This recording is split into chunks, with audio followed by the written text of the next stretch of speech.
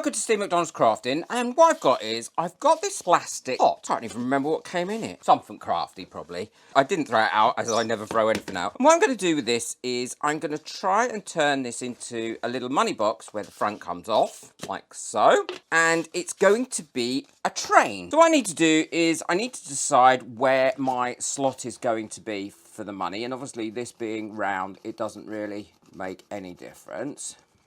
So the slot is going to be there, and I'm going to make it quite a nice size slot so it's easy to get the money in. Because this is plastic, things don't always stick to plastic brilliantly. So what I'm going to do is I'm going to cover this plastic with something so that I can stick things to it using good old masking tape, because this will actually stick really well to this plastic, especially now it's clean. It won't over thicken the pot, but it will give me a really good base to use to stick things onto. Redraw in my slot for the money.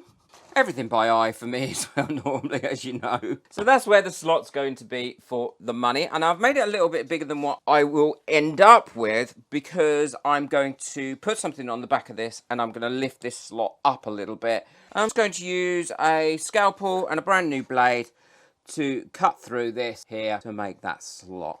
There we go, that slot's all cut out now. I've made a little tube here, as you can see, and that's going to go above that. Now, it's likely that it's not going to remain that high, and all I made this out of was some offcuts of cardboard. Some of it will remain on there, who knows how much.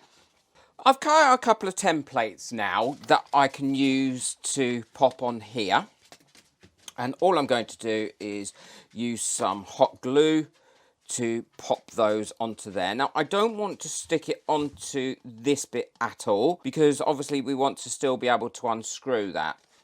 I'm just going to run some hot glue onto here and then pop that on. And even though I said I don't want to stick that onto there, I still went ahead and did that anyway, because I'm just an idiot. I cut these little circles out, and I'm going to put those in the front there to make that look like I could be able to open that if I needed to. And then what I shall do is I'll make a little bit there so it looks like it's a hinge. And then glue this one there across. Time remembering I'm not gluing it all the way over. So I'm quite happy with that. And then what I'm going to do is I'm going to trim this down now, because that'll be quite easy to trim down, and I only need this to go just above these windows here. There we go, and it's starting to look a bit like a train. Well, I've got both sides of this on now, so all I need to do is start building this up so it's more three-dimensional, and obviously there's not a gap there. I had to move this gap here, but that's not a problem, because I'm going to put a bit across here that I hadn't really accounted for to finish this all off. First of all, what I'm going to do is the wheels. Now, I've cut these circles out and they fit on here. So each one of those is going to, both sides are going to have one of those. But then I've also cut out quite a few of those, and they're going to be put in the middle there. And I'm going to put 3 of these circles on there, just using my hot glue gun to stick them together and then stick them onto the actual wheel itself. And this one I want to try and get on as central as possible. And then I'm going to glue this onto here to make the final wheel. So I've got all my wheels on now, as you can see, and I'm happy how they are, and all I need to do is put these bits on. I've cut these out of some popsicle sticks, and I'm just going to put them across there like that. All I did, took the ends off the popsicle sticks and cut them in half. And I'm just going to run a bead of hot glue down the middle of that, and that over, and then I'm going to do the same for the other side. And then the same on these. So this is all done now. I've got all my bits on here, and I need to block out all this. What I've done is I've cut some pieces of card that will go in here like so to give this a little bit more of a 3-dimension feel before I do anything else. I've cut a few. I've got the base ready to go in here, go up to there, and I've got the back of the cab and then the front of the cab. And what I'll do is I'll continue to do this all the way around till it's completely 3-dimensional. And all I'll do is I'll pop these on with the glue gun. There we go, that's the carcass now completely finished. And all I need to do for this is let this glue dry completely. and then I can cover it and paint it. And it still does work. Front still comes off. And there we go, it comes off, and then you can empty your money out. Choo-choo. Choo-choo. Well, I've got everything that I need to do on this train to get to this stage now, so everything's on. To neaten it all up, I want to cover it in some brown paper, and then once I've covered it in brown paper, I'm then going to put a few more little embellishments on and then paint it.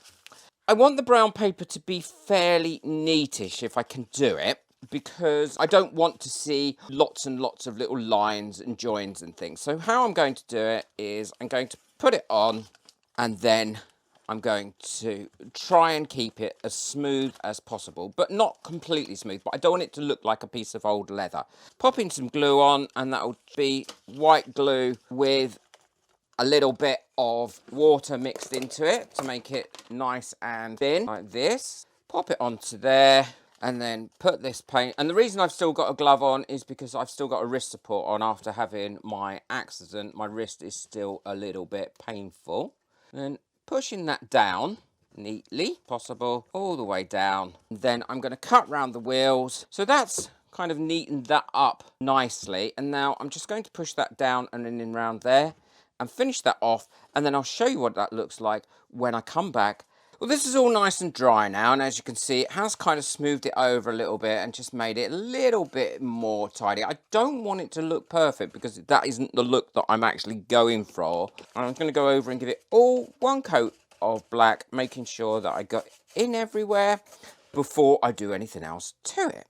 Well, this is all ready now to give it its final paint, and what I'm going to be doing is I'm going to be painting just some bits and highlighting it, and then once it's all dry I will give it a gloss varnish as well, so it's all nice and glossy, but it's actually covered really well in black. I'm then going to put some silver on the wheels, paint this box red, and then the little luggage thing as well. Once I've done that, I will show you what it looks like. All I'm going to be using for this is acrylic paint, Arteza acrylic paint. It's very hot here today, which is unlike the UK, but we're having a late summer, thankfully. And the reason I painted it black is because it seals the cardboard nicely, but also I quite like the look of the black coming through in a lot of the areas. It gives it a really, I think, a really nice texture.